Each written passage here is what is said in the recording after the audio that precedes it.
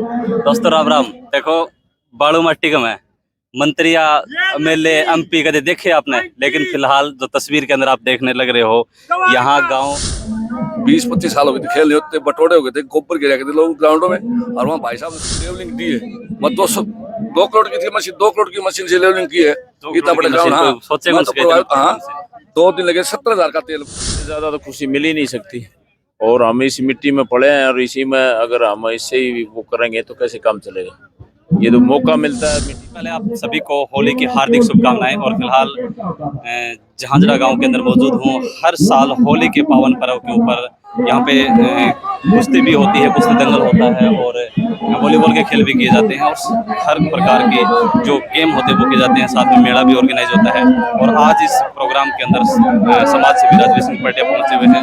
तमाम लोगों की तस्वीरें मैं आपको दिखा रहा हूँ कि आज राजवीर सिंह पटिया जो है वो पूरे हल्के के अंदर 2024 की तैयारियां जोरों पे हो चुकी हैं। लेकिन हालांकि आज इस गांव के अंदर पहुंचे हैं। अभी बुजुर्गों की दौड़ भी आपने देखी थी, बुजुर्गों की दौड़ भी हुई थी, महिलाओं की मटका दौड़ भी हुई थी। और वे गेम जो हैं वो जो पहले वाले गेम हुआ करते थे, जो लोग शायद छोड़ के दूसरी तरफ जाने की कोशिश कर रहे हैं, लेकिन लोगों के जो परंपरागत गेम थे वो भी आज भी खेले जा रहे हैं। उधर कुश्ती का दंगल जो है वो भी तैयार है। काफी लोग हैं यहाँ पे खड़े हुए हैं, बड़े ही खुशी के साथ हैं। और उधर से राजवीर सिंह पटिया हैं, वो संबोधित कर रहे हैं। इसमें भी मैं आपको स्पीच के माध्यम से सुना रहा हूँ। और काफ़ी मतलब महिलाएं जो हैं बहुत ज़्यादा इंटरेस्टेड है आज की इस गेम के अंदर, क्योंकि महिलाएं जो हैं वो मटका दौड़ने के लिए राजवीर सिंह पटिया उनको प्रेरित करते हैं, और जहाँ पे भी जाते हैं उनको प्रोत्साहित भी करते हैं, ताकि महिलाएं जो हैं महिला सशक्तिकरण पे सरकार भी इसके ऊपर जोर दे रही है। जगह मोहल्ले के सामने तस्वीरों में देखेंगे, राजवीर सिंह पटिया से भी बातचीत करेंगे। तो एक बार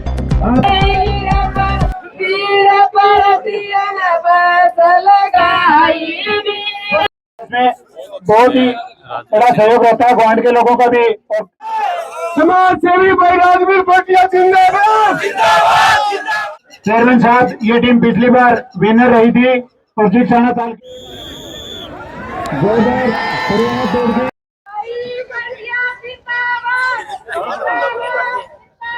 बहुत बढ़िया जी, आशीर्वाद है।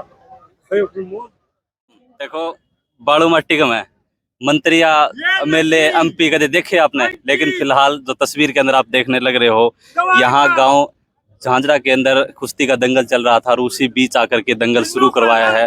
और उसी के साथ जहां पे जगह मिली वहां पे बैठ गए हैं। तो सबसे पहले चेयरमैन साहब राम राम। राम राम भाई, ठीक हो? बहुत बढ़िया प्रकार से लगातार कंटिन्यूसली आप चल रहे हैं, कोई भी जगह स्थिर होती है, लेकिन आप दंगल में आए, बीच में लोगों के बीच में बैठने का शायद मजा ही अलग होता होगा। इससे ज्यादा तो खुशी मिल ही नहीं सकती, और हम इस मिट्टी में पड़े हैं, और इसी में अगर हम इससे ही वो करेंगे तो कैसे काम चलेगा। ये तो मौका मिलता है मिट्टी में बैठने का। बड़ा दिल करता है कि हम पुराने जब छोटे छोटे थे इस मिट्टी में खेल के बड़े हुए हैं।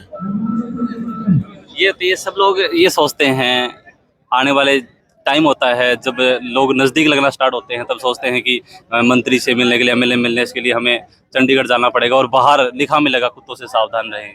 लेकिन आप तो उसी चीज़ से, जो ज़मीनी स्तर से जो लोग उठते हैं उसके साथ जुड़े हुए हैं, और गांव में हलकों में जाते हैं बार बार।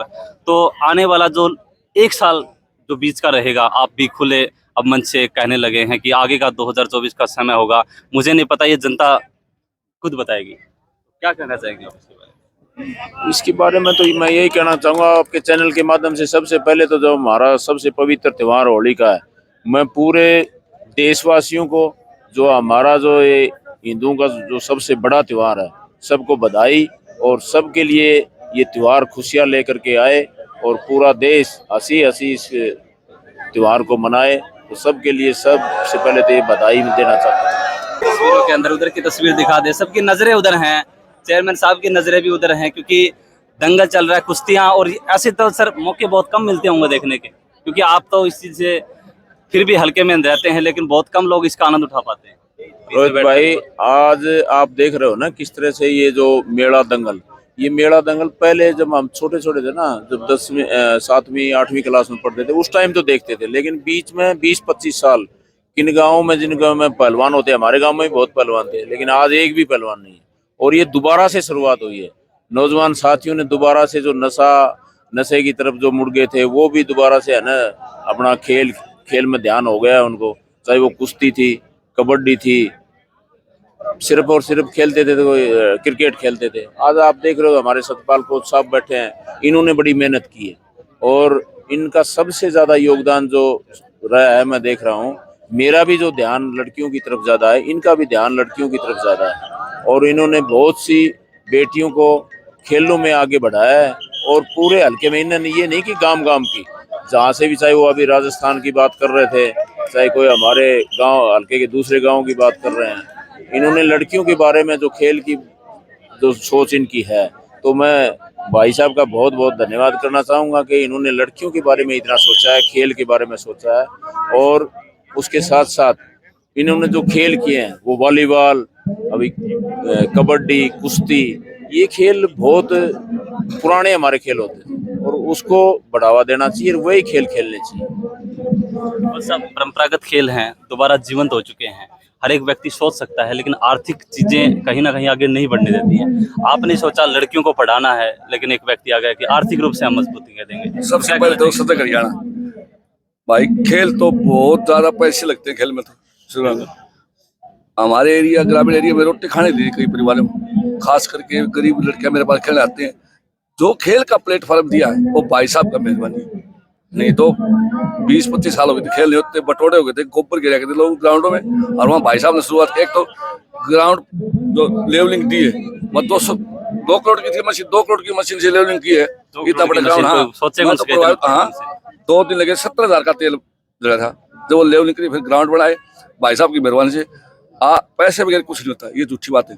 तो पैसे भाई साहब देते हैं। जब खेल हो रहे, देखो ग्रामीण एरिया में हर गांव में खेल हो रहे हैं, लोहार हल्का में, क्यों भाई साहब हर गांव में मदद करते हैं। वो तो किसी पार्टी का है नहीं है, किसी जाति का, उससे कोई मतलब नहीं। भाई साहब दिल खोल के, अब 1 लाख नहीं, यहाँ 5 लाख लग गए भाई की। और भी तो इनाम दी है, मटका दौड़ से आपके काम है, शॉल है। तो यूँ समझ लो डेली 20-30 लाख मेरे अंदाज बाकी होंगे, नहीं मैं अपना अंदाजा लगाता हूँ, डेली के 20-30 लाख हो गए तो 25 तो पक्का मानो, तो मानो 4-5 करोड़ रुपए लगते हैं महीने। 4-5 करोड़ सरकार नहीं लगते देती हैं। बिल्कुल सरकार है, जिसको सोचना चाहिए अब वो आपने व्यक्ति एक बात सोचे। बताता हूँ, मैंने कोर्ट केस करके नर्सरी ली स्पोर्ट्स की, वॉलीबॉल की लड़कियों की नर्सरी। तो लड़कियों को 2,000 रुपये पर मंथ मिलते हैं, 25 लड़कियों को, 1 पैसा नहीं आया अभी तक। तो सोच रहे हो सरकार की 6 महीने हो गए, न मेरी सैलरी आई है, न बच्चों की आई है स्टाइपेंड, न उनकी डाइट आई है, न कोई बोल दी, न नट दी है, दे दी को नर्सरी दे दी। कुछ दे रही है सरकार 8 साल से, बल्कि बेरोजगार करे लोगों को। एक आदमी को नौकरी दी तो बताओ। बिल्कुल ये चीज होती है, सरकार सोचती है सरकार की नर्सरी खोलेगी, 6 महीने के प्रोसेस में कोच साहब इन खिलाड़ियों को तैयार करते हैं कहीं ना कहीं। लेकिन जब वो चीजें आर्थिक मजबूती होती है, आर्थिक चीजें जब नहीं पहुंच पाती हैं, तो वो जो ग्राउंड में तैयार किए हुए बच्चे होते हैं वो कहीं ना कहीं पीछे चले जाते हैं और फिर दोबारा से स्वयं नहीं कर पाते हैं। और फिर वही चीजें जो है वो सरकार का पैसा भी नष्ट हो जाता है और जहां तक जाना चाहिए वो भी नहीं जा पाता। बिल्कुल नहीं, बिल्कुल नहीं। सरकार का जो बेसिक फंडामेंटल है ना स्पोर्ट्स के प्रति, इस सरकार का बहुत ढीलापन है। और जो जैसे पहले सरकार थी कांग्रेस जैसी थी, लेकिन उड़ान स्पोर्ट्समैन को नौकरी डीएसपी तक लगाए, घोटाला लगा में खिलाड़ी लगे। उनकी एक पॉलिसी थी, ए शायद बताएंगे ओलंपिक 6 करोड़ मिलेंगे, ए शायद में 4 करोड़ मिलेंगे, इस तरह की एक पॉलिसी थी सरकार कांग्रेस ने बनाई थी, वो चलती आ रही है। इसमें इन्होंने क्या किया, एक तो कोटा खत्म कर दिया स्पोर्ट्स का हरियाणा में, और न बच्चों को स्टाइपेंड दे रहे हैं। अब मैं जितना लगता हैरान हूँ, मैं सितंबर अक्टूबर 5 महीने की हमारी बच्चों की कोई पैसा नहीं आया, न मेरी सैलरी आई, जबकि नट भी बॉल भी वो हम अपने पैसे से, आप जैसे भाई साहब से लोगों से पैसे लेके बच्चों को खिलाते। ग्रामीण एरिया में पैसा है कहाँ, अपना तो वैसे पिछड़ा हुआ इलाका है। तो भाई साहब की बिड़बिड़ा, मैं तो लंबी उम्र हो और विधायक बने, मंत्री बने, और मैं चाहूँ खेल मंत्री बने। खेल को खेल से दुनिया जुड़ती है, बगैर खेल बताओ भाईचारा कहाँ बैठता है। ये खेल इतनी पब्लिक है कहाँ आती है। तो खेल ऐसा है जो आपस में भाइयों को भाईचारे को जोड़ता है। तो भाई साहब का मैं एक बार फिर धन्यवाद बोलता हूँ दिल से, और हमारे जो होगा जितना हम कर सकते हैं उससे 4 गुना फालतू करेंगे भाई साहब के लिए, निस्वार्थ, कोई स्वार्थ नहीं। धन्यवाद। तो ये तस्वीरों में आपने देखा कि हमने लोगों से बातचीत की, चेयरमैन से बातचीत की, और यहाँ से एक बात निकल करके आई है, कुछ दिन पहले सरकार ने स्पोर्ट्स जो कोटा है उसको खत्म कर दिया है, लेकिन यहाँ के लोगों के अंदर एक आत्मविश्वास पैदा हो जाता है जब उनके बीच में कोई व्यक्ति आता है और कहता है कि पीछे देखने की जरूरत नहीं है, जब खेल की बात आएगी तो मैं आपके साथ निरंतर आगे चलता रहूंगा, और जब भी आर्थिक चीज की आपको जरूरत पड़ेगी तो मैं 1 लाख नहीं, 2 लाख नहीं, 5 लाख नहीं, करोड़ों रुपए की मशीनें ला करके जो भी ग्राउंड समतल नहीं है उनको ठीक करवा के आप लोगों के लिए तत्पर तैयार रहूंगा। आप लोग देख रहे थे सजग संसार चैनल के माध्यम से, और यहाँ जो कुश्ती दंगल चल रहा है काफी लोग जो है वो एंजॉय इस चीज का उठा रहे हैं। तो कमेंट बॉक्स में आप लोग भी बताएं कि आप लोग इस चीज को कैसे देखते हैं। धन्यवाद, जय हिंद। जय भारत।